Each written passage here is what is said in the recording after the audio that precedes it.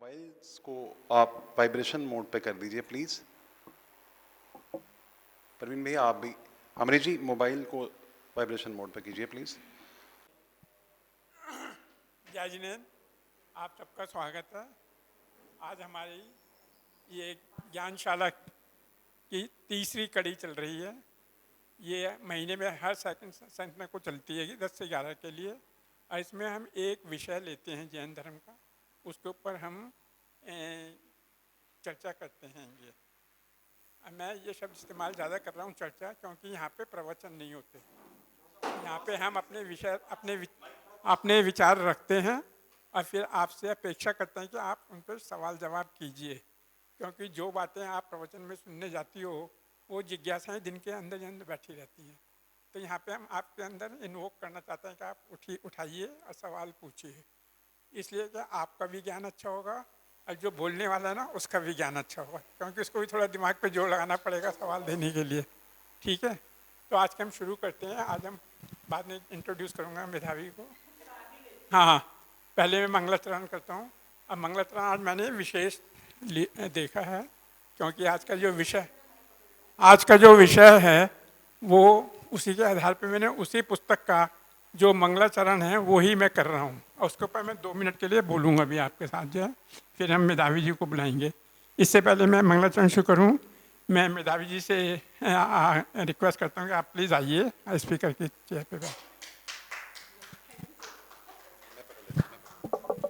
ना दे दो मेरे को, दे दो यार। बैठिए प्लीज।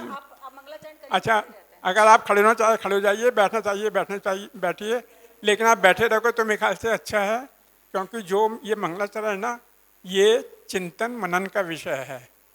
ठीक है, तो मैं करता हूँ। वंदितु सर्वसिद्धे ध्रुवम चलम नोवमं वर्दीपत्ते वोच्छामि समय पाहुर्मिणमो सुय केवली भणियम। तो इसमें कुन कहते हैं कि मैं आज आपको जो सारे सिद्ध भगवान हैं उनके बारे में बताऊंगा। देखिए, ये जैन धर्म या किसी और चीज़ के बारे में बता रहे, सिद्ध भगवानों के बारे में बता रहे हैं। अब वो क्यों बता रहे हैं सिद्ध के लिए? क्योंकि सिद्ध हमारा परम उद्देश्य है। हम जिन नहीं बनना चाहते, हम सिद्ध बनना चाहते हैं। तो इन्होंने इसमें सिद्ध के 3 गुण बताए हैं क्यों बनना चाहते हैं। तो पहले कहते हैं ध्रुव्य। अगर आप सिद्ध बन जाते हो तो वो स्थिति परमानेंट एटर्नल बन जाती है, फिर वो पलटती नहीं। तो ये रोज के चक्कर है ना, सुख दुख ये वो सब खत्म। आप अपनी आत्मा के स्वभाव में आनंद से रहिए, आनंद करते रहिए। फिर दूसरा कहते हैं चलम, सिद्धे ध्रुवम चलम। चलम का मतलब होता है कि जो जन्म मरण के जो साइकिल होती है उससे निकल गया। क्योंकि सबसे बड़ा दुख जो ना हमारे को जन्म का मृत्यु का होता है।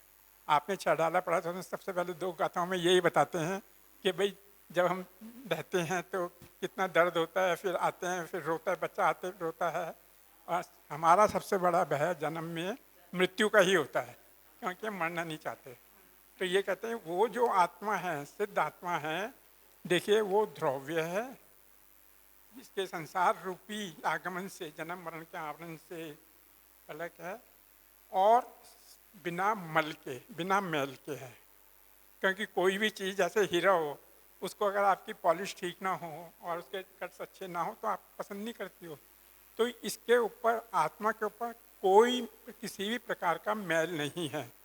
ये मैल क्या है? ये कर्म है। ये कि जो आत्मा सब कर्मों से मुक्त हो गई वो सिद्ध आत्मा है।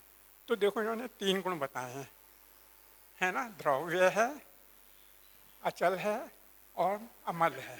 ये 3 गुणों के बारे में सब कहा। अब फिर कहते हैं मैं ये बताऊंगा आपको जैसा मैंने श्रुत केवलियों से सुना है। ये कह रहे हैं ये मेरा ही नहीं है, मैंने श्रुत केवलियों से जो सुना है। श्रुत केवली मतलब जिसको सब ज्ञान है श्रुतों का, उनसे सुना है वो सुनता है। अब बाद में यहाँ पे नहीं है, लेकिन बाद में वो कहते हैं कि देखो भैया मैं कोशिश कर रहा हूँ आपको समझाने की, लॉजिक से, हर तरीके से। अगर समझ में आए तो अच्छा है, अच्छा है, और अगर ना समझ में आए तो इसको बुरा गलत मत मानना। ये मेरी गलती है कि मैं आपको समझा नहीं सका ठीक तरीके से। तो इसके बाद मैं आज आप सबको मेधावी जी से इंट्रोड्यूस करता हूँ। डॉक्टर मेधावी जैन। कुछ लोग तो आप जानते हो ये अभिव्यक्ति के माध्यम से, जो नहीं जानते उनको बताता हूँ कि डॉक्टर मेधावी जैन एक नॉन जैन परिवार से जैन परिवार के अंदर आई थी। और देखिए जब परिवर्तन होता है ना तो मुझे नहीं पता इनमें क्या हुआ कि ये कट्टर जैन बन गई है। शायद इनके पति का या इनकी सास का या ससुर का या परिवार का किसका सर था ये जाने। और उसके बाद ये इतनी लगी कि जब इनके बच्चे थोड़े बड़े हो गए, स्कूल कॉलेज जाने लगे, तो इन्होंने फुल टाइम पीएचडी कोर्स करना शुरू किया जैन फिलॉसफी के अंदर। और अभी पिछले वर्ष इन्होंने पीएचडी डिग्री भी हासिल कर ली है।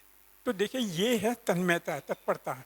अगर आप कोई भी काम करोगे तो आपको सफलता अवश्य मिलेगी।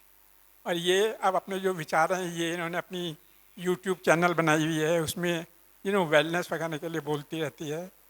और मैं तो यही कहूँगा, ये माने ना माने, मेरी बेटी समान है। ओके, तो हमारा दोनों का जो रिश्ता है वो एक प्रकार से इस प्रकार का हैगा। और मेरी तो भगवान से प्रार्थना ही होती है कि हे भगवान ये अपने नाम को सार्थक करे। ठीक है मेधावी, अब आपके साथ है जो भी आपको बोले। आप सभी को जय जिनेंद्र। और सबसे पहले तो मैं शुगन सर का धन्यवाद देना चाहूँगी कि उन्होंने मुझे ये मौका दिया, क्योंकि जब हम ज्ञान हासिल करते हैं तो अपनी स्टडी में बैठ के स्वाध्याय करते रहना, सारा दिन उस एक पर्टिकुलर टॉपिक के ऊपर चिंतन करना, ये सब हमारी एक तपस्या का वो बन जाता है पार्ट। लेकिन जब कोई पहचानता है कि हाँ ये कुछ बोल भी सकते हैं आकर, तो इस प्रतिभा को कोई पहचान कर इन्वाइट करता है तो हमारे लिए एक उपलब्धि होती है। तो शुगन अंकल को बहुत बहुत धन्यवाद और आप सभी को धन्यवाद। मैं देख रही हूँ कि मेरे बुलाने पर बीना जी आई हैं, आशा आंटी आई हैं और उमा मालवीय आंटी ने भी बोला था कि शायद आएंगी। तो आई एम वेरी थैंकफुल। और मौसम आज बहुत बारिश का है, उसके बाद भी आप लोग आए हैं, उसके लिए बहुत बहुत धन्यवाद। ये जो टेक्स्ट है पिछले 5 साल से मैं इसका स्वाध्याय कर रही हूँ। समय सार में आत्मा के सार के विषय में कुंदकुंदाचार्य बताते हैं। और सबसे बड़ी बात कि ना तो ये ग्रंथ जो है वो भक्ति का ग्रंथ है और ना ही ये ग्रंथ किसी चमत्कार की बात करता है। बिल्कुल हार्ड कोर फिलॉसफी की एक रियलाइजेशन की चीज़ है आत्मा, जिसको हम स्वानुभूति या आत्मानुभूति से जान सकते हैं। लेकिन आचार्य उसका लॉजिकल तरीका बताते हैं कि अनुभव की चीज़ को भी कौन से फिलोसॉफिकल कॉन्सेप्ट्स हैं जिनको समझकर आप आत्मानुभूति के रास्ते पर आगे बढ़ सकते हो। इस ग्रंथ की रचना लगभग 2000 साल पहले की गई थी और शायद उनको ये पता था कि आने वाला जो टाइम है उसमें लॉजिक की ज़्यादा बात होगी, लोग विश्वास से हटकर लॉजिक की बात किया करेंगे। तो उन्होंने लॉजिकल तरीके बताए हैं आत्मानुभूति करने के। तो पिछले 5 साल से स्वाध्याय में मैंने ये देखा कि हर बार एक नया अध्याय खुलता है, हम एक एक गाथा पढ़ते हैं और हर बार एक गाथा में से उस गाथा में से गहराई निकलती है। और सबसे बड़ी बात जो मुझे ज्ञान हासिल करने की लगती है कि जो ज्ञान मैंने हासिल किया है यदि मुझे मेरी जीवन में वो बेहतर तरीके से जीवन को जीने में हेल्प करे तो वो ज्ञान मेरे लिए बहुत उपयोगी है। और समय सार को पढ़ने के दौरान ही ऐसा भी हुआ कि मेरे जीवन की सबसे कठिनतम परिस्थितियों को मैंने डील किया और समय सार की शिक्षाओं ने मुझे बहुत बहुत उनमें हेल्प की कि जब आप जानते हैं कि एक चीज़ का स्वरूप ही मुझसे अलग है तो मैं उसमें विचलित कैसे हो सकती हूँ। तो इस तरह के जो शिक्षाएं थी मुझे बहुत ज़्यादा उनसे संबल मिला। और एक समय ऐसा भी आया कि परिवार में सब एंटी एंग्जाइटी पिल्स खाकर सो रहे थे, लेकिन मैं अंदर कहीं शांत थी कि मुझे पता था कि एक क्लैरिटी होती है ना कॉन्सेप्ट की कि ऐसा कुछ था। तो एडवर्सिटी से ओवरकम करने में भी बहुत मुझे अच्छा लगा। आप कुछ कह रहे हैं? जय जी। शुरू करें। तो शुरू करते हुए सबसे पहले हम लोग एक श्लोक मैं आपको पढ़कर सुनाना चाहूँगी, जिसका अर्थ भी बताऊँगी मैं। नमः समय साराय स्वानुभूत्या चकासते चित्स्वभावाय भावाय सर्वभावांतरच्छिदे।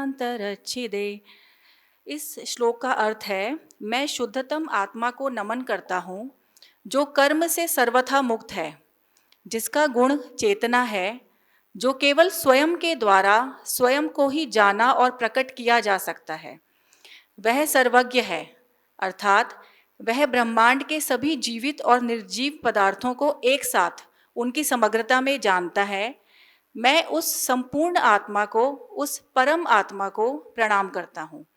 और इस श्लोक के अर्थ में मैंने एक लाइन अपनी तरफ से जो ऐड की है, जो जैन दर्शन हमें प्रेरणा देता है, और इस तथ्य से मैं अवगत हूँ कि मैं भी सही ज्ञान के पथ पर चलकर अपनी आत्मा को परम आत्मा बनने की दिशा में ले जा सकता हूँ।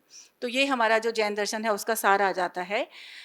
लेक्चर शुरू करते हुए मैं सबसे पहले एक प्रैक्टिकल अप्रोच लेना चाहती हूँ कि हम लोग किस तरह से inevitably all of us are the seekers of truth.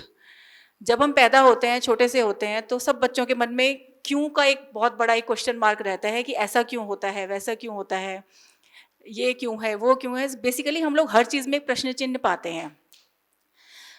कुछ लोग इनके सवाल तलाशते रहते हैं, बड़ों का दिमाग खाते हैं छोटे बच्चे, और कुछ लोग ऐसे होते हैं जो टाइम के साथ साथ बहाता ले जाता है टाइम, और फिर हम भूल जाते हैं कि हमारे कुछ प्रश्न भी थे या कुछ जिज्ञासाएं थी जब हम छोटे थे। तो इस तरह से फिर जब हम बड़े होते हैं, जीवन जीते हैं, मिडिल एज तक आते आते फिर वापस वो जो हमारी अंदर की जिज्ञासाएं होती हैं वो जागने लगती हैं कि क्योंकि हमने सोचा था कि हम पढ़ लेंगे, अच्छे मार्क्स आ जाएंगे तो कुछ मिल जाएगा, हमें फिर प्रोफेशनल सेट हो जाएगा, पैसे कमाने लगेंगे तो शायद सब ठीक हो जाएगा, आंसर्स मिल जाएंगे, फिर शादी हो जाएगी, बच्चे हो जाएंगे, नहीं नहीं सब ठीक हो जाएगा, फिर हमें कहीं ना कहीं शांति मिल जाएगी। लेकिन हम देखते हैं कि बच्चे भी बड़े हो गए, सब कुछ हो गया, 40, 45, 50, 60 क्वेश्चन मार्क बना रहता है वो कि हमें आंसर्स नहीं मिलते हैं। तो फिर वो टाइम जब आता है जब जो भी जिस रिलीजन का है वो रिलीजियस फिलॉसफी की तरफ झुकना शुरू करते हैं और हमारा रुझान स्वाध्याय की तरफ बढ़ता है। तो इसी तरह की टॉक से इसको आगे लेकर चलना चाहती हूँ। और जब हम असत्य से सत्य की ओर यात्रा करते हैं, जब हम इग्नोरेंस की लेयर्स को पील करना शुरू करते हैं, देखते हैं कि अंदर से क्या निकल रहा है, क्या निकल रहा है, तो चाहे वो साइंटिस्ट हो, चाहे वो आध्यात्मिक गुरु हो, ये एक पक्की बात है कि एंड में जो निकलता है वो यूनिवर्स के 2 सब्सटेंसेस निकलते हैं, जिनमें से एक चेतन है और एक अचेतन है, एक कॉन्शियसनेस है और एक मैटर है। जैसे अभी आभा जी से शुरू में बात हो रही थी कि एक साइंस है, एक स्पिरिचुअलिटी है। मैटर जो है वो साइंस वाले पार्ट से बिलोंग करता है और स्पिरिचुअलिटी जो है वो सोल से बिलोंग करती है। तो बेसिकली ये 2 सब्जेक्ट हैं, इसके अलावा यूनिवर्स में जानने के लिए कुछ है ही नहीं। मतलब ये बहुत चिंतन करने के बाद भी आप देखेंगे कि ले देकर ये 2 तत्व हैं जिनके बारे में हमने खोजना है या जानना है। और जो समय सार है या जो जितना भी विजिबल नॉन विजिबल वर्ल्ड है वो हम देखते हैं कि इन दोनों के खेल पर ही आधारित है। इन दोनों का आपस में संबंध है, अलग हो रहे हैं, जुड़ रहे हैं, अलग अलग फॉर्म्स ले रहे हैं। फॉर एग्जांपल शब्द भी लिखे हैं या ये हाथ भी हिल रहे हैं या आप लोग बैठे भी हैं, सब कुछ विजिबल वर्ल्ड का वो है, लेकिन इसके पीछे का जो कारण है वो क्या है, चेतना है। तो समय सार में इसी चीज़ के बारे में साइंटिफिक डिस्क्रिप्शन पूरा दिया गया है बहुत डिटेल में। तो क्योंकि ये तो बहुत बड़ा ग्रंथ है और ये तो ऐसा है कि शायद कई जन्मों में भी ना समझ आए, लेकिन अगर एसेंस समझ आ सकती है तो मैं कोशिश करूंगी कि आज जो मैं आधा घंटा या कुछ भी बोलूं उसमें जो इसके मेन पॉइंट्स हैं वो हम कवर कर सकें। तो यहाँ पर जो आचार्य हैं वो हमें बताते हैं कि सत्य को जानने की 2 अप्रोच हैं, जिसमें से कि एक है प्रैक्टिकल पॉइंट ऑफ व्यू और दूसरा है real point of view, transcendental. तो प्रैक्टिकल पॉइंट ऑफ व्यू जो है वो तो जो विजिबल वर्ल्ड है उससे रिलेटेड है। जहाँ पर भी फॉर्म्स आई वहाँ पर प्रैक्टिकलिटी आ गई। जैसे कि मुझे कहीं दर्द हो रहा है, दर्द एक अनुभूति है, लेकिन जब मैं जैसे ही शब्दों में उसको पुट करती हूँ वो व्यावहारिकता में बदल जाता है और वो चीज़ का एसेंस बदल जाती है, क्योंकि दर्द को हूबहू बयान कर पाना शब्दों के द्वारा संभव ही नहीं है। वो एक चीज़ है रियलाइजेशन की। ऐसे ही जो आत्मानुभूति है वो सबसे हाईएस्ट रियलाइजेशन है, लेकिन जब हम उसको शब्दों में बयान करते हैं तो व्यावहारिकता का सहारा हमें लेना पड़ता है, क्योंकि हमें शब्दों का इस्तेमाल करना पड़ता है, फॉर्म्स का सहारा लेना पड़ता है। इस तरह से है। तो जब से हमारा जन्म होता है इस दुनिया में, उस तब से हमारे जो व्यावहारिकता की यात्रा शुरू होती है और जब तक हमारी मृत्यु होती है वो सब व्यावहारिक है। लेकिन उस व्यावहारिकता के नीचे एक एसेंस है जो बनी रहती है लगातार, जो हमें ट्रांसेंडेंटल रियलिटी की ओर इंगित करती रहती है।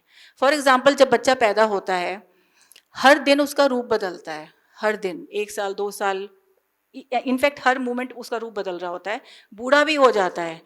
तो लेकिन उसके अंदर एक एसेंस है जिसकी वजह से हम उस बच्चे को उसी रूप में जानते हैं जिस बच्चे ने पैदा लिया था। अगर हम फिजिकल फॉर्म में देखेंगे तो देखेंगे कि बच्चा पैदा तो कोई और हुआ था, लेकिन इसकी डेथ जो हुई है ये तो कम्प्लीटली दूसरा है। लेकिन क्योंकि उसके अंदर एक यूनिफॉर्मिटी थी, एक एसेंस थी, जिसके कारण हम उस बच्चे को सेम बच्चा जानते हैं कि ये पैदा हुआ था, इसी यही बड़ा हुआ, इसके अंदर एक रियलिटी है जो एब्स्ट्रैक्ट रियलिटी है और इसी की मृत्यु हुई है और उसके बाद उसकी यात्रा वहाँ पर समाप्त हो गई। लेकिन अब वो रियल जो पॉइंट ऑफ व्यू था, जो ट्रांसेंडेंटल रियलिटी थी, वो कहाँ गई?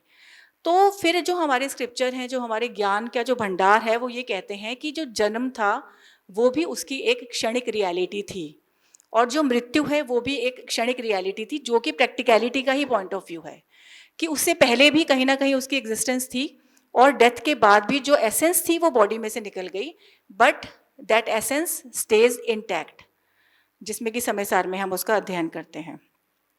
अगर मैं बात करूं कि प्रैक्टिकलिटी की अगर हम बात करें तो बहुत सारी सेंटेंसेस हैं जो हम रैंडमली यूज़ करते हैं अपने डेली रूटीन में, उसका मतलब कुछ और निकलता है, लेकिन हम सब मानेंगे कि वो प्रैक्टिकलिटी के लिए हम कह देते हैं ऐसा। फॉर एग्जाम्पल, यहाँ पर आचार्य एक वो देते हैं एग्जाम्पल की, राजा ने दूसरे देश पर आक्रमण किया, हम कहते हैं, है ना, पूरी सेना उसके साथ है, लेकिन हम क्या कहते हैं? राजा ने आक्रमण किया। ठीक है ना, ऐसे ही होता है। तो जबकि राजा उसमें कहीं नहीं है, या है भी तो उस सेना में एक है, हजारों की सेना में, लेकिन फिर भी हम कहते हैं राजा ने आक्रमण किया। इस चीज़ को जब हम अपने ऊपर लेकर देखते हैं कि मेधावी यहाँ पर आई, आप लोग यहाँ पर आए लेक्चर करने, तो यहाँ पर कुंदकुंदाचार्य राजा की जो उपाधि है वो दी गई है आत्मा के लिए, और जो बाकी की चीज़ें हैं कि पूरा जो शरीर यहाँ पर चलकर आया है या जो है वो सब हो गया उसकी सेना। तो सेना का मतलब यहाँ पर हो गया कर्म से है, कर्म से। तो किसी की अगर कोई क्वेरी है तो आप प्लीज़ उसको नोट डाउन कर लीजिए, हम बाद में इसको डिस्कस कर सकते हैं।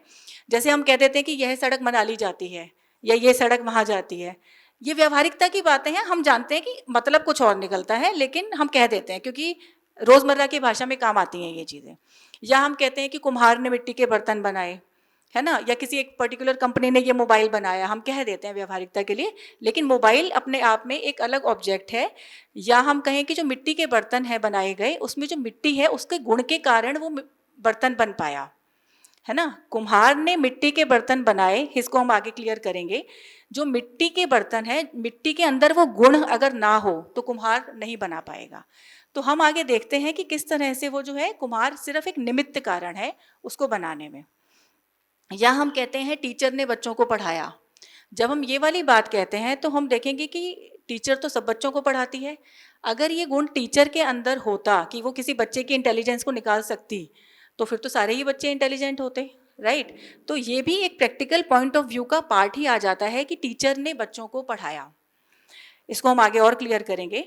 अब व्यावहारिकता की बात आती है, या जब हम आध्यात्मिकता की तरफ झुकते हैं या कुछ चिंतन करते हैं अंदर, तो फिर हम देखते हैं कि ये भी व्यावहारिकता का पार्ट है कि ये प्रॉपर्टी मेरी है, या ये ज्वेलरी मेरी है, ये साड़ी मेरी है, ये घर मेरा है, ये नौकर चाकर मेरे हैं।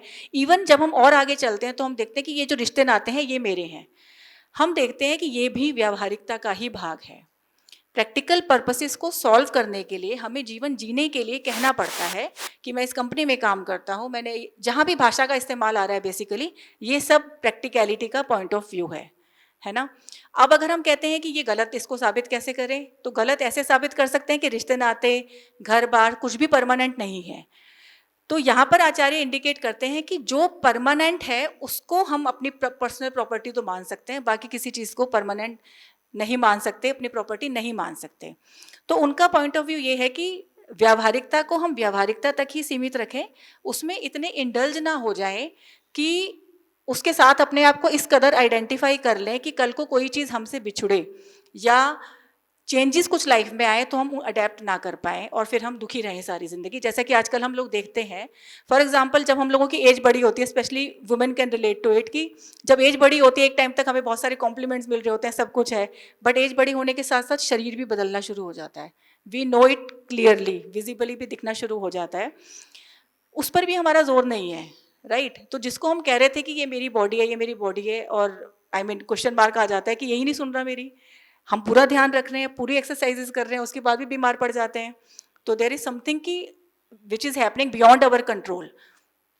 तो वो ये कहते हैं कि प्रैक्टिकलिटी को प्रैक्टिकलिटी तक रखो ना, वहाँ तक मत जाओ। तो पहले के लोग थे, उन लोगों में एक्सेप्टेंस होती थी आध्यात्मिकता से, कहीं ना कहीं वो लोग बहुत ज़्यादा क्लोज रहते थे, क्योंकि उनके अंदर एक्सेप्टेंस थी कि शरीर है, बूढ़ा होगा ही, बीमारियां लगेंगी ही, और फिर मृत्यु जो है जाएगा ही वो। हाँ, तो उन लोगों का चिंतन इस तरफ ज़्यादा रहता था कि हम स्वाध्याय के द्वारा अपने आप को प्रिपेयर कैसे करें एडवर्स सर्कमस्टांसिस को डील करने के लिए। तो यहाँ पर हम बात कर रहे हैं कि प्रैक्टिकलिटी को प्रैक्टिकलिटी तक रखें, उसमें इंडल्ज ना हो।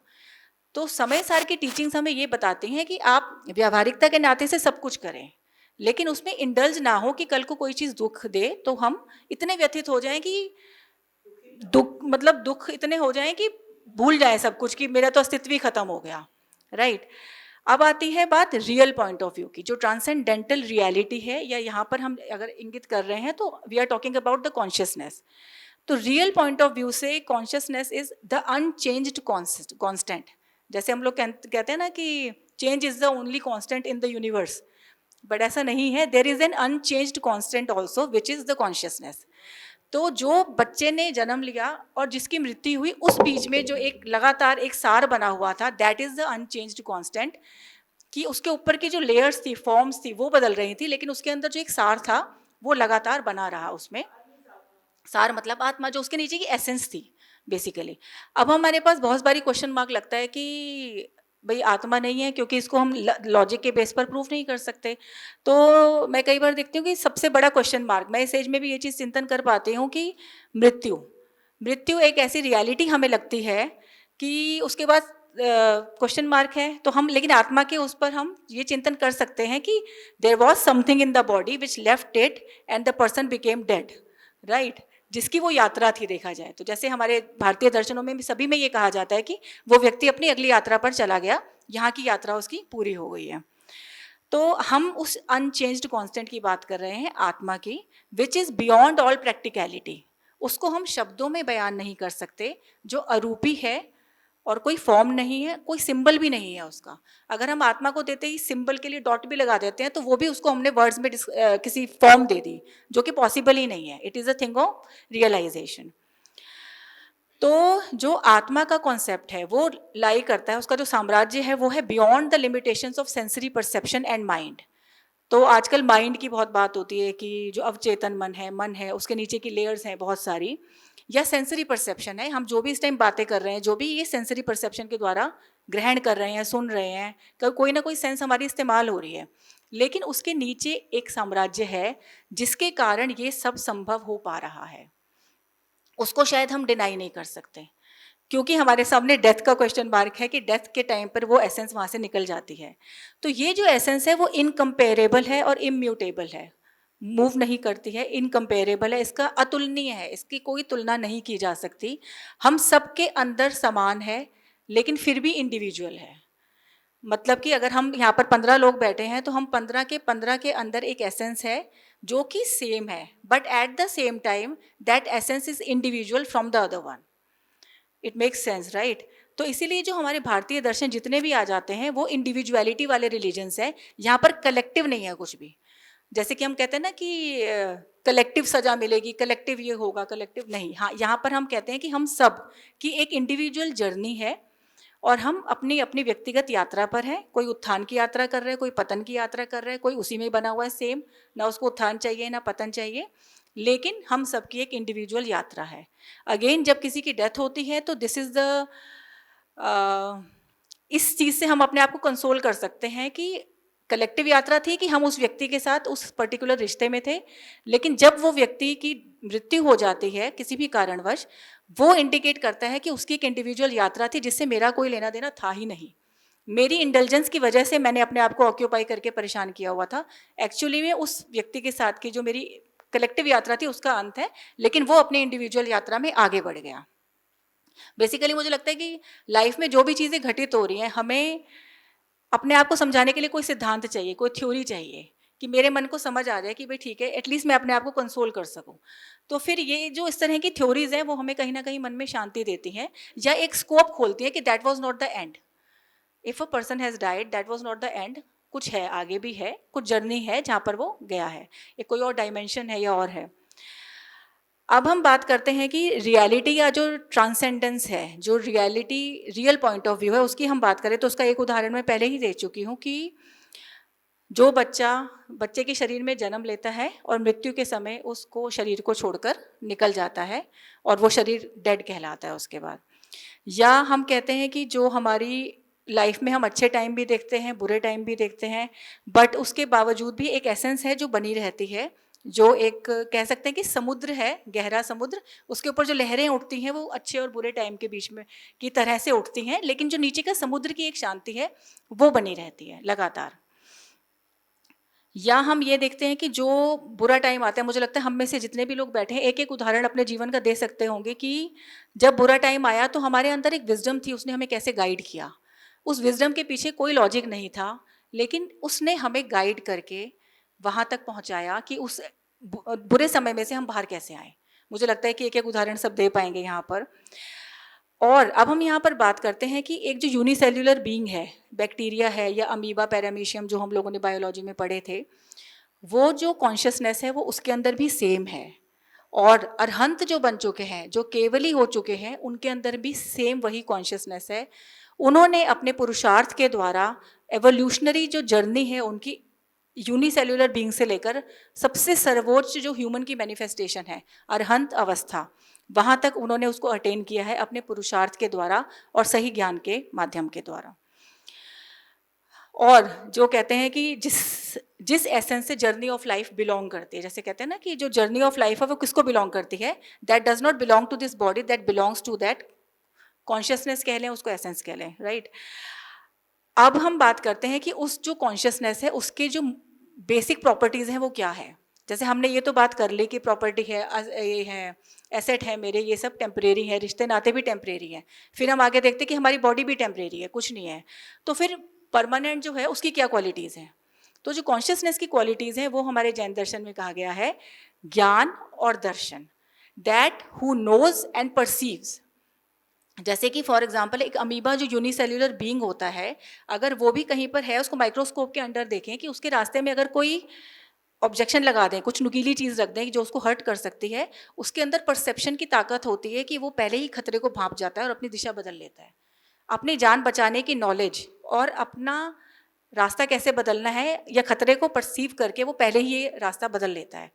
तो नॉलेज एंड परसेप्शन की क्वालिटी जो है वो कॉन्शियसनेस की परमानेंट क्वालिटी कही गई है जैन दर्शन में, सब में, इन एवरी कॉन्शियसनेस।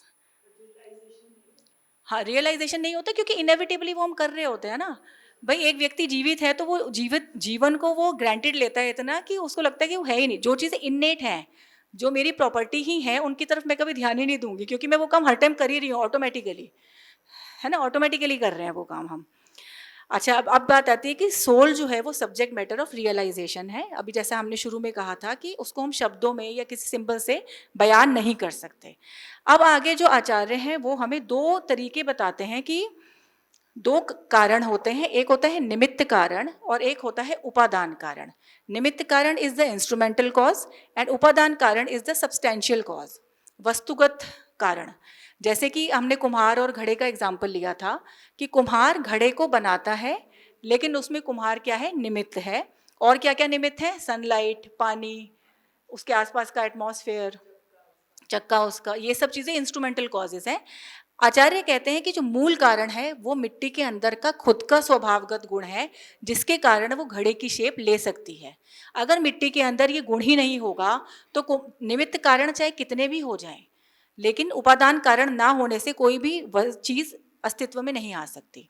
ऐसे ही जब गोल्ड की बात करते हैं, गोल्ड की ज्वेलरी बनती है तो उसका हम सिक्का भी बना सकते हैं, चेन भी बना सकते हैं, अंगूठी, कड़ा, नेकलेस, कुछ भी बना सकते हैं, लेकिन जो गोल्ड की एसेंस है वो है सब्सटेंशियल कॉज, जिसके कारण कि कोई भी शेप ले पाना संभव हो पाता है।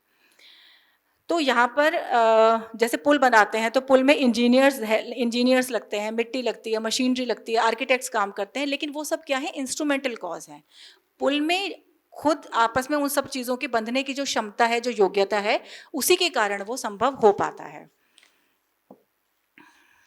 कुक और रोटी का एग्जाम्पल भी है, हम सबका ही है वो तो, कि भाई जो रोटी है अगर आटे में ही, जैसे कहते हैं ना आटा उतर गया है, अभी आटे की रोटी नहीं बनेगी तो कुक कुछ भी कर ले वो रोटी बनेगी नहीं। तो आटे के अंदर एक वस्तुगत योग्यता थी जिसके कारण वो जो आटा था वो बंधने में सक्षम था और तवे पर रोटी की फॉर्म ले पा रहा था।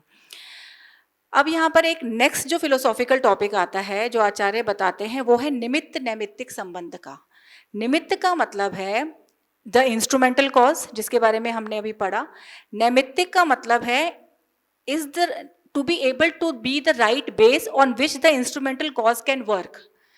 मतलब कि एक निमित्त नैमित्तिक संबंध का मतलब कि पेन है और कागज पर हम लिख रहे हैं, तो पेन में और कागज में निमित्त नैमित्तिक संबंध हो गया। मैं पेन को हवा में चलाऊंगी तो वो नहीं लिखा जाएगा क्योंकि इसके बेस नहीं है। निमित्त और नैमित्तिक संबंध यहाँ है कि पेन को हम कागज पर चला पा रहे हैं। तो इस तरह का जो नॉलेज है, इसका एक एग्जाम्पल और ये भी है कि हवा चलने पर सागर में लहरों का उठना। जब हवा चलती है तो पर्वत से टकराकर वो लौट जाती है, पर्वत को कुछ कर नहीं पाती है ना। लेकिन सागर पे ऊपर जब हवा चलती है तो लहरें उठती हैं। तो इसका मतलब कि उन हवा में और सागर की लहरों में निमित्त नैमित्तिक संबंध है कि निमित्त काम कर पा रहा है उसके ऊपर, है ना। कुम्हार और उसमें मिट्टी में निमित्त नैमित्तिक संबंध है कि कुम्हार के अंदर ये एबिलिटी है कि वो उसको घड़े की शेप दे सकता है। किसी के भी हाथ में हम दे देंगे मिट्टी का पॉटरी का सामान तो वो नहीं बना पाएगा ना घड़ा, लेकिन उसके अंदर वो योग्यता है निमित्त और नैमित्तिक संबंध स्टेब्लिश करने की।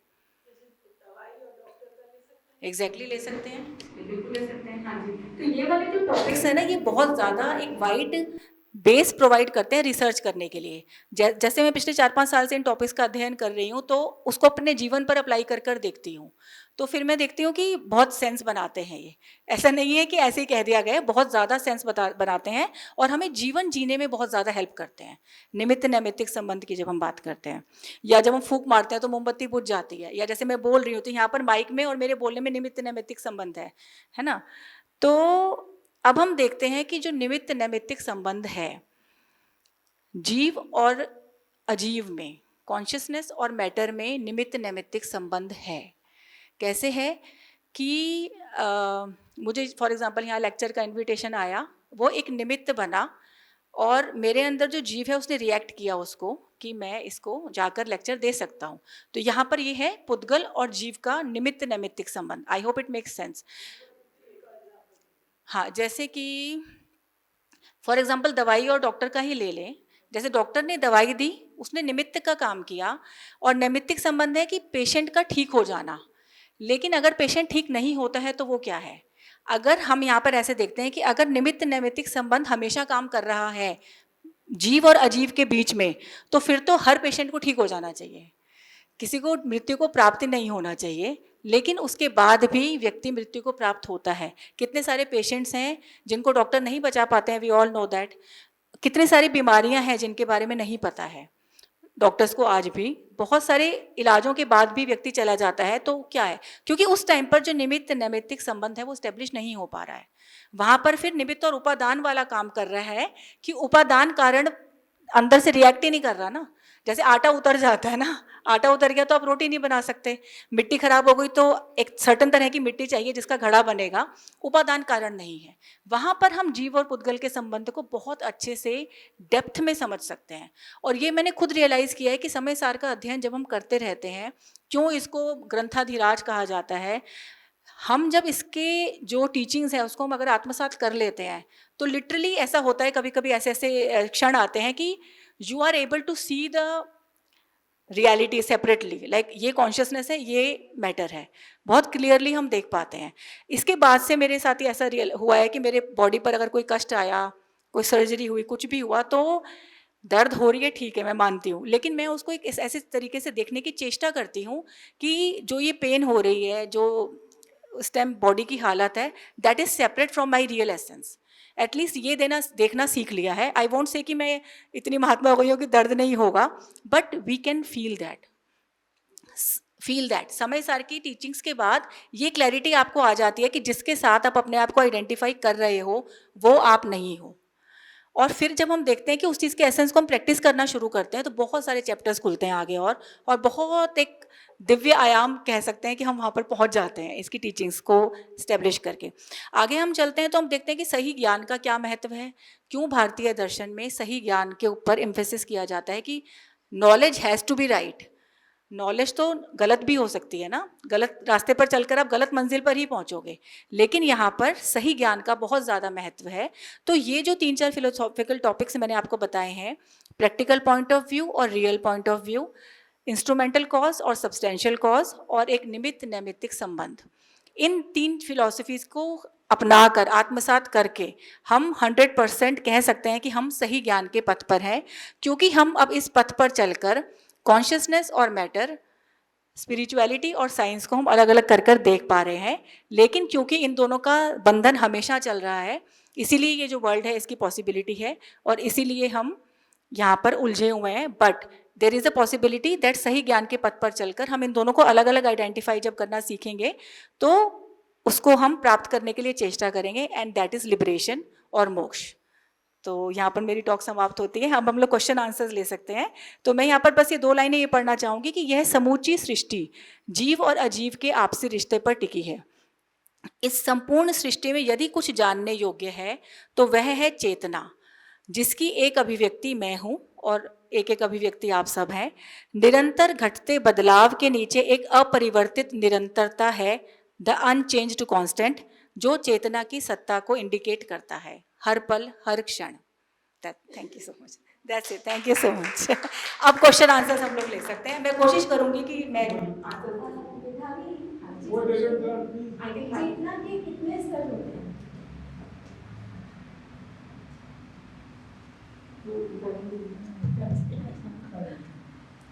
हाँ, मैं ये पूछना चाहती हूँ मेधावी कि चेतना के कितने स्तर होते हैं और हम किस स्तर तक पहुँच सकते हैं?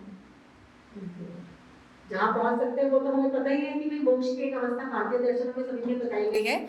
स्तर की अगर हम बात करें तो मुझे लगता है कि असंख्यात, इन्फिनिट कह सकते हैं.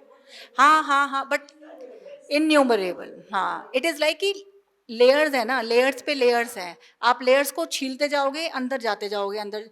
जैसे शीशे के ऊपर मिट्टी है ना, हम उसको साफ करते हैं, फिर और साफ करते हैं. एक टाइम पे शीशा इतना साफ आ जाता है कि क्लियर रिफ्लेक्शन देख सकते हाँ, हैं. लेकिन हमें ये कैसे पता लगे कि हम कौन से स्तर तक पहुँचे? मुझे लगता है ये नहीं पता चल सकता. आप कुछ आंसर देना चाहेंगे? जैसे आप मानेंगे कि घर में मेरी चर्चा होती है मेरी मदर इन लॉ से, तो हम लोग बात कर रहे थे कि मैं ये कह रही थी कि हम ये कहते हैं कि मैंने इस व्यक्ति के साथ 50 साल बिता लिए, 60 साल बिता लिए. ये बात आप अपने जीवन के अनुभव से भी कह सकते हैं कि हम अपने साथ रहने वाले के मन में क्या चल रहा है हम यही नहीं बता सकते. चेतना की सत्ता की जब हम बात कर रहे हैं तो मन की जो लेयर्स हैं, जो गुत्थियाँ हैं, वो इतनी जटिल हैं कि मेरे साथ वाले जिसके साथ मैं 24 घंटे रहती हूँ उसके अंदर क्या चल रहा है हम नहीं बता सकते, या कौन कितना अवेकंड है. ये हिसाब केवल सृष्टि के पास है, और या उस व्यक्ति को खुद को अंदर से पता है, अपने आप को अनुभव है. हाँ, एग्जैक्टली. मतलब यहाँ पे जहाँ पे सेटिस्फेक्शन हो जाए, जहाँ पे शांति फील हो जाए, जहाँ पे खुद को अपना लगे कि हम किस दिशा में जा रहे हैं, तो यानी कि वो स्तर हम वहाँ तक मुझे लगता है कि हम वहाँ तक पहुँच गए कि ये मेरा शांति का स्तर आ गया है. और मेरा सबसे प्रश्न ये है कि सही, आपने कहा सही ज्ञान और गलत ज्ञान कौन सा, तो सही ज्ञान का चयन कैसे करें, कैसे हम सही, ये सही ज्ञान है, हम उस स्टेज पे है कि जब हम कुछ अभी आगे नहीं समझ पा रहे हैं, तो सही ज्ञान का चयन कैसे करें. देखिए इस प्रश्न का उत्तर अगर मैं अपने अनुभव के आधार पर दूँ तो as a young generation you can say, आप लोग सब मेरे से एल्डरली हैं, तो मेरे को लगता है कि धर्म का जो मकसद है ना, या किसी भी फिलॉसफी का मकसद है मुझे इंडिपेंडेंट बनाना. मतलब कि जो जैन दर्शन की खासियत मुझे ये लगती है कि एक, आपने किसी के आगे सिर नहीं झुकाना है. तो यहाँ पर कुंदकुंदाचार्य, कोई अगर सिर झुकाना है तो इस उद्देश्य से नहीं झुकाना है कि ये व्यक्ति मेरा भला कर सकता है या कोई भी और सोल मेरे लिए कुछ कर सकती है. तो मेरा एक इंडिपेंडेंट बनाने से क्या होगा कि मेरे को पता है कि मेरी गाड़ी के ड्राइवर मैं ही हूँ, मुझे खुद को ही चलानी है गाड़ी। और नॉलेज के ऊपर बहुत एम्फेसिस है, क्योंकि चमत्कार की यहाँ बात ही नहीं है। यहाँ पर ये नहीं है कि आप यहाँ पर पूजा करोगे, यहाँ पर मत्था टेकोगे तो आपको ये मिल जाएगा बदले में, ये है ही नहीं। तो it is like the highest democracy of the world की चेतना की सत्ता is like to know yourself through yourself to yourself. It is like, हाँ हाँ, आकुलता कम हो, हाँ हाँ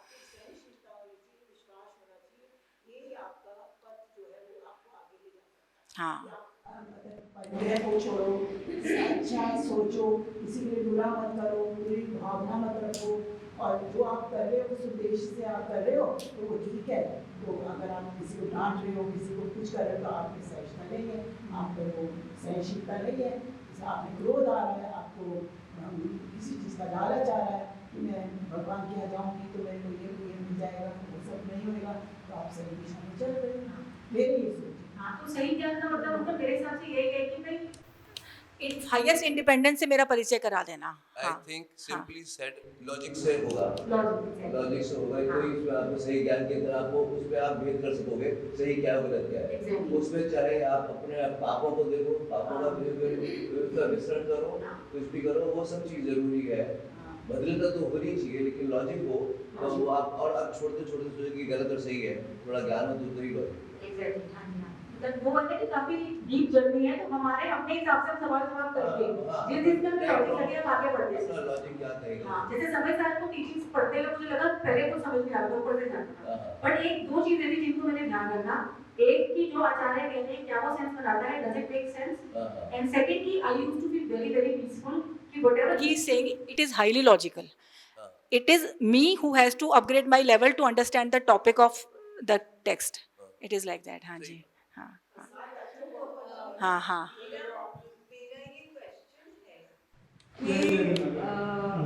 अब हमारे शास्त्रों के हिसाब से ऐसा भी पॉसिबल है कि सूनर और लेटर, हजारों लाखों सालों बाद या इस जन्म में नहीं, जो भी आत्मा है, हर एक के अंदर इंडिविजुअल आत्मा जो अंदर है, उसको सबको मोक्ष मिलेगा उन आत्माओं को, कि ये कहीं पर लिखा हुआ है या नहीं है? आप दीजिए आंसर इसका। हाँ, के हिसाब से बोलूँगा, इन्होंने क्लासिफिकेशन की है भव्य और अभव्य। ये जो क्लासिफिकेशन की है भव्य और अभव्य। अभव्य वे वो है जिसे अपने में ही विश्वास नहीं है कि मैं आत्मा हूँ। जब जिसको अपने में ही विश्वास नहीं है कि मैं आत्मा, तो उसको मोक्ष क्या मिलेगा। और भव्य वो है जिसको ये विश्वास है कि मैं आत्मा हूँ और आत्मा से परमात्मा बन सकता हूँ। सम्यक दर्शन ज्ञान चारित्राणी मोक्ष मार्ग कहते हैं ना। तो जब तक आपका दर्शन सम्यक नहीं होगा कि आप आत्मा हो, शरीर नहीं हो, आप आत्मा हो और आप में शक्ति है कि आप परमात्मा बन सकते हो। जिस दिन आपका ये पक्का हो गया, मतलब सम्यक दर्शन हो गया, तो आप भव्य हो जाओगे, आपको मोक्ष मिलेगा ही मिलेगा। और इसमें परमात्मा बनने की शक्ति है। कोई दूसरा भगवान आके आपको नहीं लगाएगा मेरे पास आ जाए, आपके अंदर ही शक्ति है। विश्वास, सोच और पुरुषार्थ। विश्वास भी हो, सोच हो, फिर पुरुषार्थ हो। पुरुषार्थ के बगैर आप ये नहीं। विश्वास, सोच और पुरुषार्थ। जब तक पुरुषार्थ नहीं करोगे, जो भाई साहब कह रहे हैं पुरुषार्थ कर रहे हैं, जब आपके अंदर ये विश्वास हो गया कि मैं आत्मा से परमात्मा बन सकता हूँ, मेरे में शक्ति है, यही तो पुरुषार्थ है। यही तो पुरुषार्थ है। हाँ, तो जब तक आपको सम्यक दर्शन नहीं होगा, आपको नहीं मोक्ष कर सकते। मैं I just want to make one point पे एक ही पॉइंट कहना चाहती हूँ। अभी आपने कहा राइट नॉलेज, सम्यक ज्ञान, तो जब आत्मा के साथ सम्यक ज्ञान छू लेता है, हमें सम्यक दर्शन आ जाता है, हम राइट पाथ पे चलना शुरू होते हैं, I think the countdown begins for मोक्ष। यस, इट या Basically, ऐसा कहते हैं कि कहीं ना कहीं तो वो क्लैरिटी कहते हैं कम से कम अद्भुतल परावर्तन में तो मोक्ष होगा ही होगा। आप बोलिए प्लीज। मे भी कितने ही जन्म लेने पड़े। Please, I am supporting her. I will not bring new concepts. I will bring support her. देखिए, हमने जब मंगलाचरण किया था तो हमने क्या कहा था? सिद्धात्मा क्या है? द्रव्य है, मतलब हमेशा रहेगी। फिर कहा था अचल है, कि ये जन्म मरण के चक्कर में नहीं घूमती है। और फिर कहा था अमल है, इसके ऊपर किसी प्रकार का भी मैल नहीं है। तो जो आबा जी ने कहा है ना, वो यही है कि मुझे सम्यक दर्शन तो हो गया है, लेकिन जब मैं आचरण करता हूँ ना, तो मैं भटकता हूँ। क्यों भटकता हूँ? कि मेरे ऊपर ज्ञानावर्णी, दर्शनावर्णी, मोहिनी अंतराय कर्म लगे हुए हैं, वो मुझे अपने स्वभाव में नहीं रहने देते। तो इसलिए मैं अभी मान रहा हूँ, किसी अच्छी चीज़ को देखा, खाने को देखा, अच्छा सा रसगुल्ले मिठाई देखी, छोड़ो यार यहाँ से, चलो वहाँ पे जाके खा लेते हैं। तो हुए ना, भटक गया, मैं शरीर के ऊपर लग गया। तो जब तक आपका सम्यक दर्शन पक्का नहीं होगा, आपके अंदर ये रहेगा।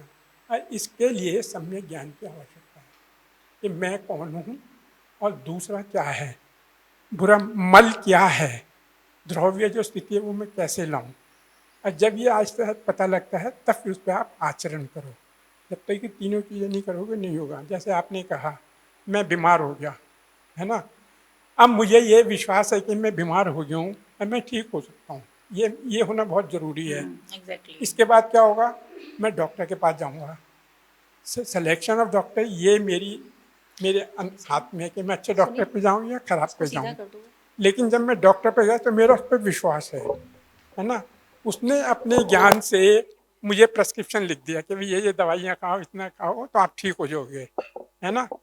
ये तो हो गया। अब आचरण उसने तो लिख दिया, अगर मैं दवाई खाऊँ ना और अगर मैं खाना उल्टा उल्टा खाऊँ जो खाऊँ तो क्या होगा? डॉक्टर भी बेकार है, मेरा विचार भी बेकार है। सो तीनों चीज़ें ठीक होनी चाहिए, आपका दर्शन, विश्वास, आपकी नॉलेज और फिर आचरण। ये तीनों चीज़ें बहुत ज़रूरी हैं।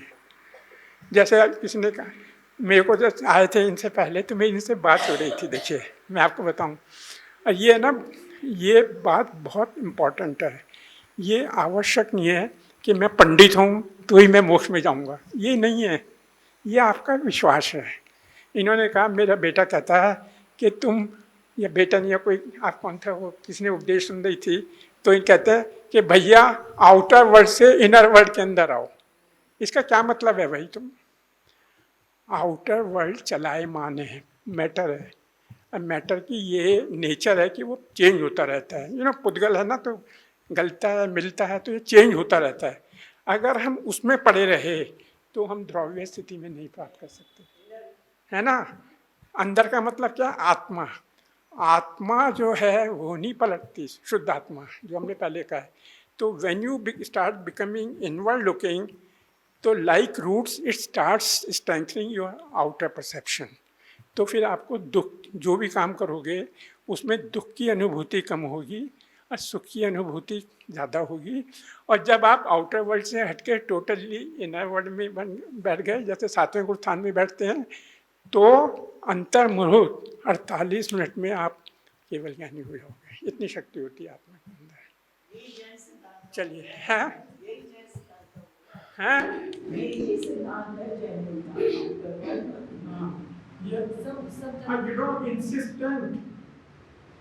समाधि हिंदुओं में कहते हैं, तो समाधि यही है कि ये नहीं कि आंख बंद करके बैठ गए। आप जैसा आप दिगंबर लोग जो होंगे वो देखते हो कि जो हमारे तीर्थंकर की जो प्रतिमाएं होती हैं आँख बंद नहीं होती, उनकी आँखें हमेशा आधी खुली हुई होती हैं और वो अंतर्मुखी होते रहते नहीं रहते। हाँ, तो ये है कि यू हैव टू मेडिटेट। शुक्ल ध्यान की अवस्था में आओ, उसका अनुभव करो और आपका कल्याण ऐसे होगा। ये होता नहीं, क्योंकि आजकल हम चकाचौंध में साइंस की बात करती है ना, ये साइंस रोज़ नई नई चीज़ आती है। आज iPhone 9 आया, कल iPhone 10 आ गया, कल 12 आ गया, कल 14 आ गया। अब वो आपके माइंड को बम्बार्ड करते रहते हैं, ये इसमें ये फीचर है, इसमें ऐसी फ़ोटो आएगी, आप भटकते रहते हो। 90% तो हम लोगों को पता ही नहीं कि उसको फ़ोन को यूज़ कैसे करें, लेकिन उसके तरह अट्रैक्ट रहता है, खरीदते रहते हैं। इसी प्रकार ये हमारा ये है कि जब तक हम अपने असली स्वरूप को नहीं जानेंगे और विश्वास नहीं करेंगे, कुछ नहीं होने वाला है। ठीक है ना? तो ये है सम्यक ज्ञान क्या है। देखिए, बहुत बड़ी डेफिनेशन होती है सम्यक ज्ञान। इन्होंने निमित्तिक और नैमित्तिक की बात करी। निमित्तिक सुनिए, निमित्तिक एंड नैमित्तिक is the basis of Karma doctrine of Jainism, cause and effect. जैसा करोगे वैसा भरोगे, करो तो तुम बुरा, तुम्हारा अच्छा नहीं होगा, ये तुम समझ लो। ये है निमित्तिक नैमित्तिक। अब हम क्या कहते हैं कि मैं भूल गया क्या कह रहा था। तो इस प्रकार से है ना, हमें अपने अंदर जानने की ज़रूरत है। और समय सार का सबसे बड़ी बात यह है, देखिए, जो मेरे को सबसे अच्छी लगती है। एक तो पहला श्लोक था, एक कुंद हमेशा कहते हैं, जिसने एक को जान लिया उसने सबको जान लिया। क्योंकि कहते हैं, सुनिए, कुंद कहते हैं कि जिसने एक को जान लिया उसने सबको जान लिया। हम कहते हैं ना कि भाई अरहंत भगवान सर्वज्ञ हैं, वो सब कुछ जानते हैं, है नहीं? ऐसे जो हमारी आत्मा है, इसका ये गुण है, जब ये शुद्ध स्वरूप में होते हैं हम सर्वज्ञ हो जाते हैं। तो भैया आत्मा को जान लो, सारी दुनिया अपना आपको जान लेगी। ये नहीं कि ये बहुत अच्छा है, पहले देख लो इसको, बाद में आत्मा के चिंतन करूँगा, या ये बहुत अच्छा है उसके पीछे बढ़ गए, नहीं। तो ज्ञान ये है। और आत्मा समय ज्ञान क्या है? अनुभवात्मक ज्ञान। आप कुछ भी जानो, कुछ भी पढ़ो, उसे अनुभव करो थोड़ी देर के लिए। अगर आप स्वाध्याय की पद्धति देखोगे जैन धर्म में, तो यही है, अनुभव is a very important part of स्वाध्याय। ये नहीं कि सिर्फ 2 पन्ने पढ़ लिए, जो पढ़ो उसका चिंतन करो, मनन करो, अनुभव करो, फिर ऐसे विद्वानों से पूछ के उनसे क्वेश्चन आंसर करो, और सबसे आखिर में जो आज मैंने इनको बुलाया ना, इसलिए पढ़ाओ। क्योंकि जब पढ़ाता है तो अपनी धोती खुलती है कि मैं सोचता हूँ मुझे सब कुछ आता है, इन्होंने सवाल पूछा, फिर मुझे डर लगता है।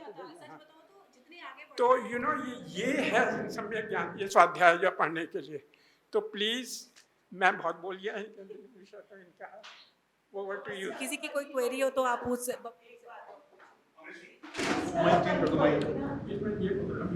असल में जान के ये जाना कि मैं कुछ नहीं जानता। हाँ, एग्जैक्टली। मैं यही कहना चाहूँगी कि जैसे ज्ञान की बात हो रही थी, हाँ, जबकि वो मीना मल्ला थी और तो बेसिकली वही है कि जैसे आपने कहा था कि ज्ञान जैसे कि हुआ सम्यक ज्ञान, वो यात्रा शुरू हो गई लिबरेशन की तरफ की। तो जैसे अंदर ने बोला कि लंबी यात्रा है, ज्ञान भी हुआ तो इट इज लाइक कि अनंत सीढ़ियां हैं, उसमें से हमने एक सीढ़ी को भी समझ लिया, ये पक्का है कि अनंतवीं सीढ़ी तक हम पहुंचेंगे। या जैसे उन्होंने बोला मीना वाला जी ने कि अभी जो हमारा टाइम चल रहा है ना, पिछले 13 साल से तो मैं ही स्वाध्याय कर रही हूँ, और हर मुकाम पर आकर लगता है कि अभी कुछ आता ही नहीं है। लाइक रियल नॉलेज इज वही कि जब हम समझ सकते हैं कि आया ही नहीं है। और इस तरह की जो स्वाध्याय का जो गोष्ठियाँ हैं, उनका यही मकसद है कि जो व्यक्ति बोल रहा है वो भी फेलो ट्रेवलर है, उसको कोई बहुत ज़्यादा नहीं आता है, बट क्योंकि उसने वो चीज़ पढ़ ली है जो आपने थोड़ी सी नहीं पढ़ी है या नहीं समझी है, वो एक अलग पर्सपेक्टिव दे रहा है आपको। और जो हम डिस्कशंस कर रहे हैं या क्वेश्चंस पूछ रहे हैं आप लोग, इससे क्या हो रहा है कि मेरी नॉलेज पॉलिश हो रही है। जैसा उन्होंने बोला कि 2 वे है, ये दोनों को फायदा हो रहा है इससे। हाँ,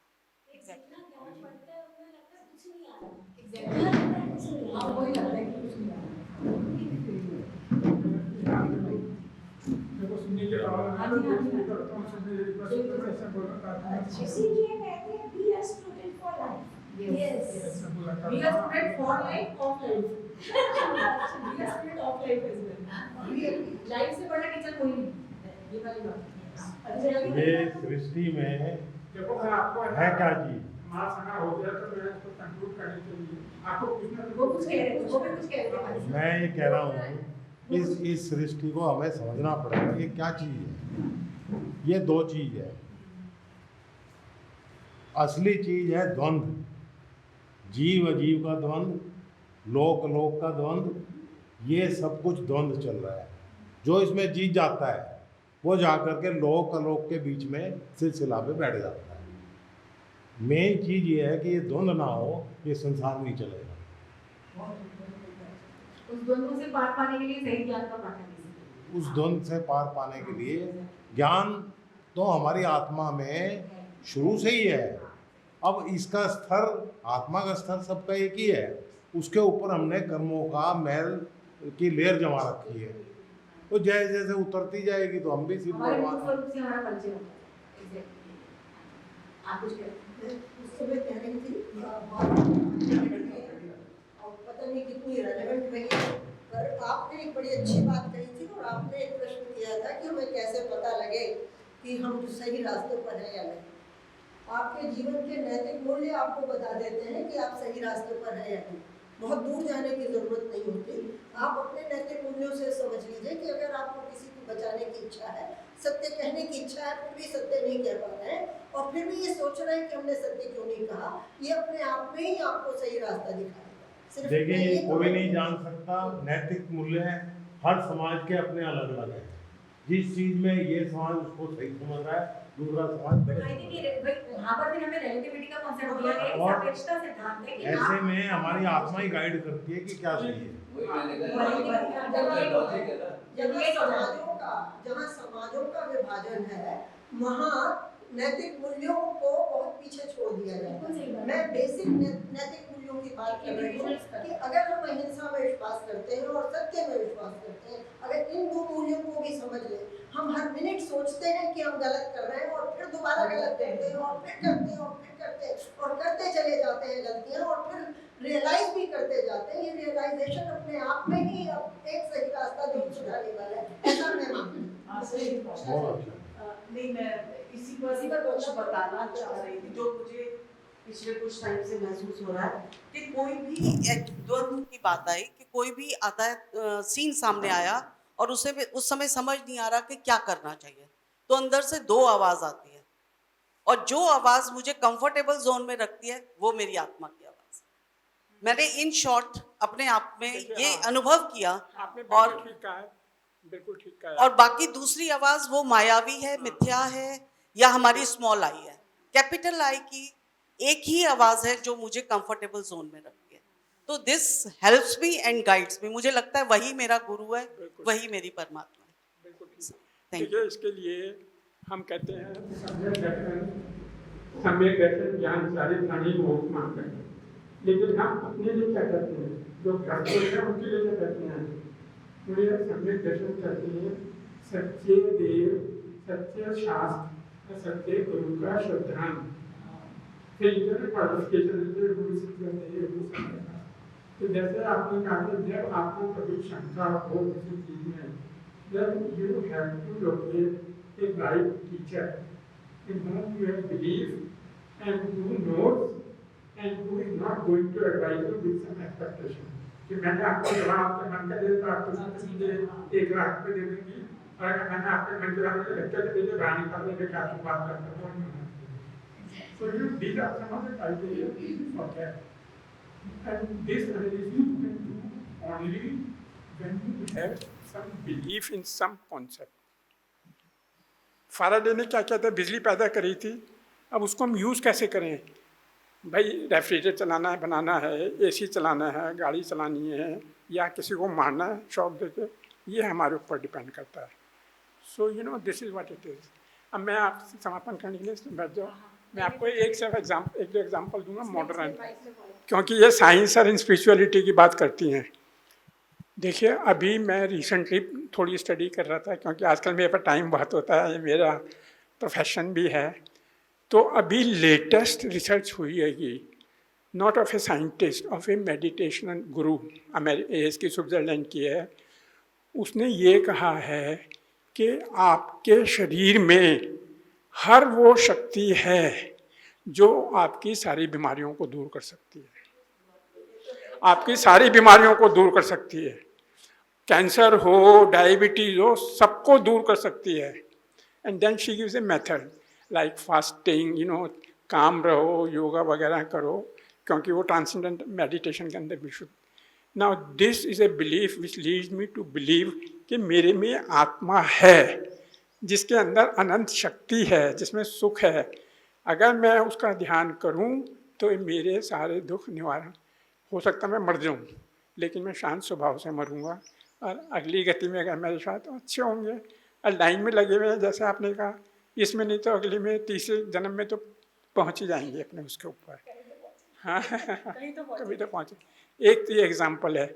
दूसरा देखिए, कल हार्वर्ड के एक मैं स्पीच सुन रहा था, उसके प्रोफेसर ने बताया है कि उन्होंने रिसर्च की है कि हमारे जो अंदर बॉडी में जो सेल होते हैं ना, इन सेल में दो पार्ट होते हैं। एक तो उस सेल की स्थिति वो है जो हमारे जन्म के साथ समय होती है, बिल्कुल शुद्ध, और आहिस्ता आहिस्ता जैसे गीजर के अंदर है ना मैल जमता रहता है तो फट जाता है, तो हमारी एजिंग के साथ साथ उसमें मैल चढ़ता रहता है। तो हम 10 साल के हो गए, 20 के हो गए, 50 के हो गए। Now he says we have conducted research on mice to remove that dirt so that the mice starts feeling as if he was just born. नाउ ये क्या है, देखिए ये हैं, ये क्या है, यही तो है ना कि अगर हम अपनी आत्मा से कर्म रूपी मैल जो इंसुलेशन है वो हटा लें तो आनंद ही आनंद है, हम उस स्थिति में पहुँच जाए। तो इनके हैं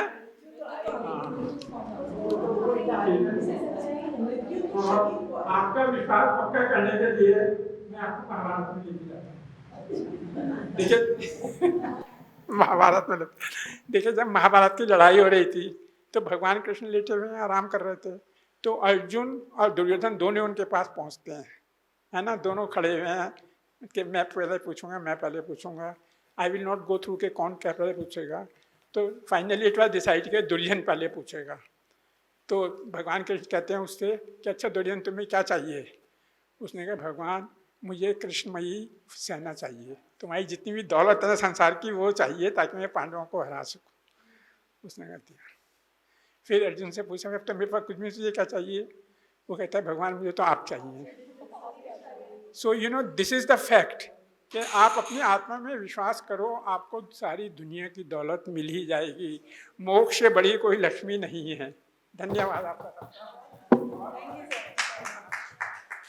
आज के इन्होंने आप सबको यहाँ पे आमंत्रित किया, एक हमें मुझे मौका दिया कि आप सबसे मिलूं, अपने विचार करूं। अब हमने थोड़ी सी हल्की सी चाय बिस्कुट का इंतजाम किया हुआ है, प्लीज़ बैठो, थोड़ी सी हल्की हल्की बातें करेंगे, यहाँ की कुछ होंगी तो उनको थोड़ा करके फिर हम चलेंगे। ठीक, हाँ हाँ हाँ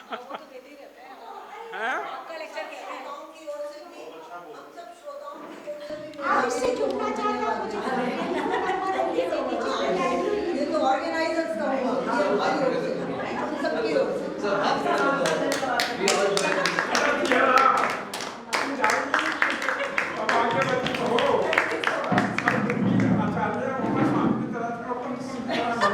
जब इनका नाम, इनके भाभी का नाम आया हमारे व्हाट्सएप पर और मैंने इनका नाम रजिस्टर किया हुआ था माधवी जैन के नाम पर, मुझे ये लगा कि ये वही है शायद, मैंने फोन किया कि कोई माधवी होगी। देखिए हमने जब मार्गदर्शन किया था तो हमने क्या कहा था, सिद्धात्मा क्या है, द्रव्य है, मतलब पर हमेशा रहेगी। फिर कहा अचल है कि ये जन्म मरण के चक्कर में नहीं होती है। फिर कहा अमन है, इसके ऊपर किसी प्रकार का मैल नहीं है। तो जो अपने कार्यों में यही है कि मुझे समझे बैठने को हो गया है, लेकिन जब मैं आचरण करता हूँ ना तो मैं भटकता हूँ, तो भटकता हूँ कि मेरे ऊपर जाना बनी है।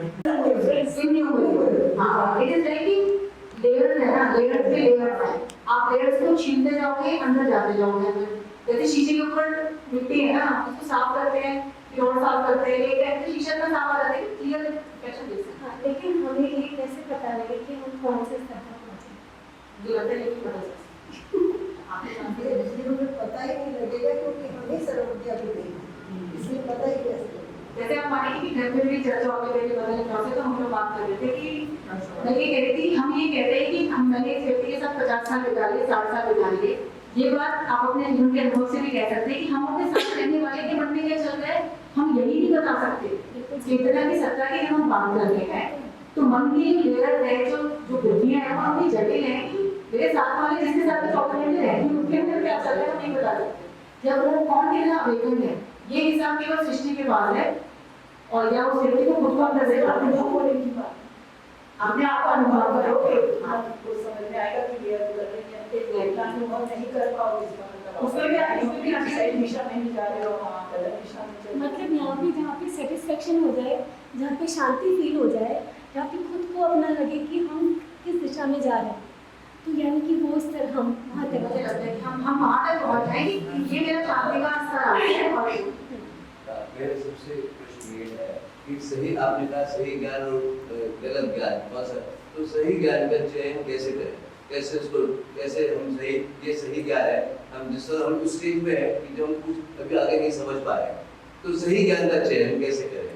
देखिए इस प्रश्न का उत्तर अगर मैं अपने अनुभव के आधार पर दूं तो as a young generation you can say, आप लोग सब जैसे एल्डरली हैं, तो मेरे को लगता है कि धर्म का जो मकसद है ना, या किसी भी फिलॉसफी का मकसद है मुझे इंडिपेंडेंट बनाना। मतलब कि जो जैन दर्शन की खासियत मुझे ये लगती है कि एक आपने किसी के आगे सिर नहीं झुकाना, तो यहाँ पर तुम बोलना चाह रहे कोई अगर सिर झुकाना है तो उस उद्देश्य से नहीं झुकाना है कि ये व्यक्ति मेरा भला है या कोई भी और सोच मेरे लिए कुछ कर सकती है, तो मेरा सही रास्ते पर है या नहीं। आपके जीवन के नैतिक मूल्य आपको बता देते हैं कि आप सही रास्ते पर है या नहीं।